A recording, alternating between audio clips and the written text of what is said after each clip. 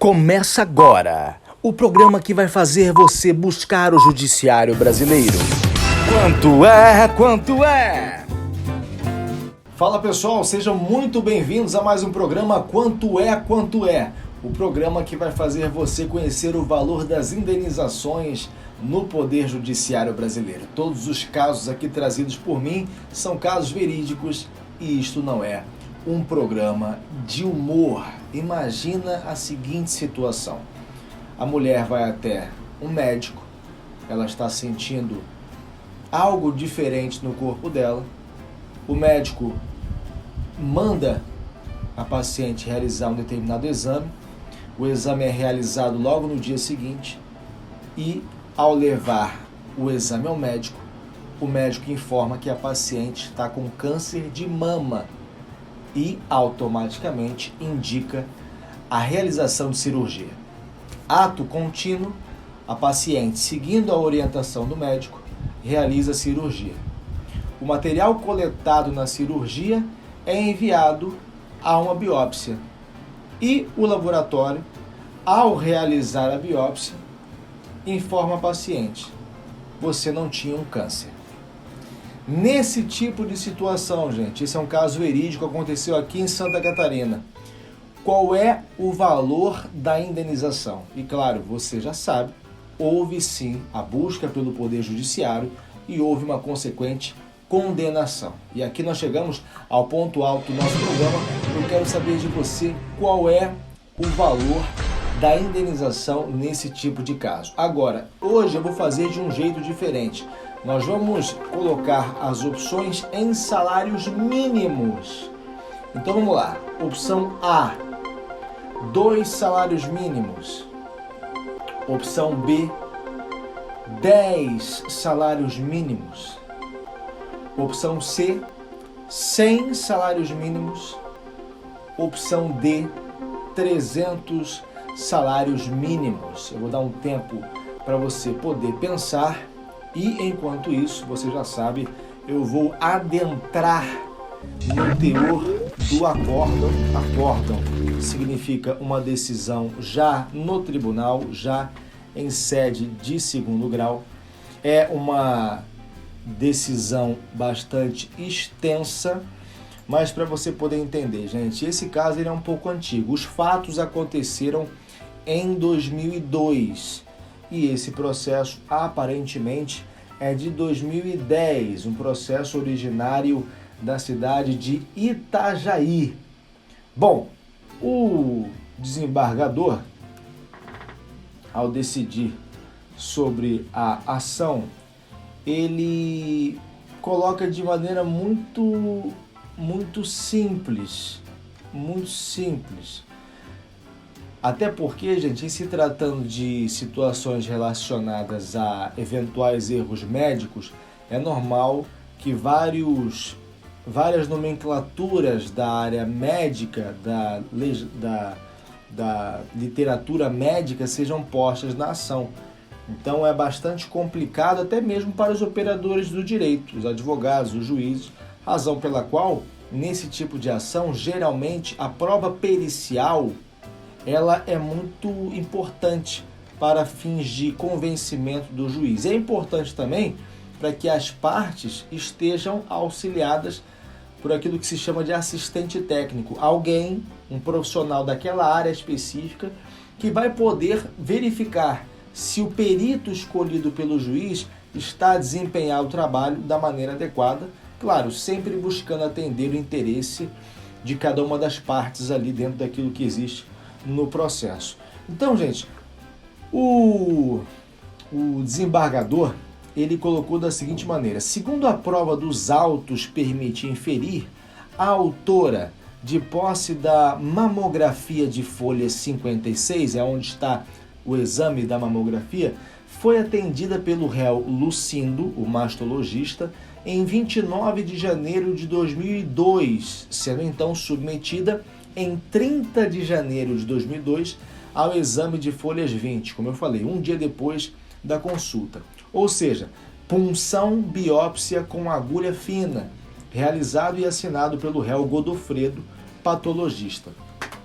O exame de folhas 20, 58 e 112 é categórico em apontar como diagnóstico a presença de carcinoma ductal no seio esquerdo da autora, ou seja, câncer de mama. Diante do resultado, o réu Lucindo indicou à autora a realização da cirurgia de mastectomia radical com esvaziamento axilar dos linfonodos, a qual foi efetivada em 4 de fevereiro de 2002, pouco mais de um mês depois. Aqui é importante pontuar, houve a retirada do seio, mas também de linfonodos que aparentemente estavam aí nas axilas, tá, gente? Ocorre, continua o desembargador, que coletado o material genético da mama retirada e encaminhado ao laboratório do réu Godofredo, o resultado, divergindo do anterior, apontou a existência de hiperplasia ductal atípica, mastite lobular granulomatosa e hiperplasia linfóide reacional, não o carcinoma ductal, ou seja, não era câncer. A respeito dos exames e dos inevitáveis termos médicos, registro a distinção clara entre o carcinoma ductal, câncer de mama, e a hiperplasia linfóide reacional, alterações relativas nas regiões de células T do linfonodo e hipertrofia das células endoteliais vasculares e sinusoidais e infiltrado celular misto, conforme apontado pelo perito nas respostas aos quesitos B e D de folhas 317. A mastite lobular granulomatosa, por sua vez, caracteriza-se por granulomas que acometem o epitélio, ainda que tal condição apresenta uma massa firme que é frequentemente indistinguível do câncer de mama ou como abscessos múltiplos ou recorrentes. Enfim, inconfundíveis o carcinoma ductal, câncer de mama, a hiperplasia linfóide reacional e a mastite lobular granulomatosa. Eu vou parar a leitura por aqui porque, como eu falei, é uma decisão longa, muitos termos médicos envolvidos, e o que eu quero pontuar é que, em se tratando de erro médico, é fundamental, eu já atuei em alguns casos, é fundamental que haja não apenas o erro no diagnóstico, mas que o paciente seja submetido de fato a uma intervenção médica, como aconteceu aqui. Para que você possa entender, quando há o erro de diagnóstico, mas há uma contraprova na sequência, o que impede a efetivação do procedimento, embora o erro tenha acontecido, pela contraprova e por não haver submissão a procedimento médico desnecessário, o tribunal, pelo menos o nosso Tribunal de Santa Catarina, tem indeferido os pedidos de indenização, embora eu ache incorreto, porque só o fato de receber um diagnóstico incorreto, especialmente nesse tipo de doença, só isso já é o suficiente para tirar a paz de uma pessoa. Então, gente, eu já vou direto para a parte final desse processo, é bem extenso, como vocês podem ver, e aqui nós temos a decisão correta.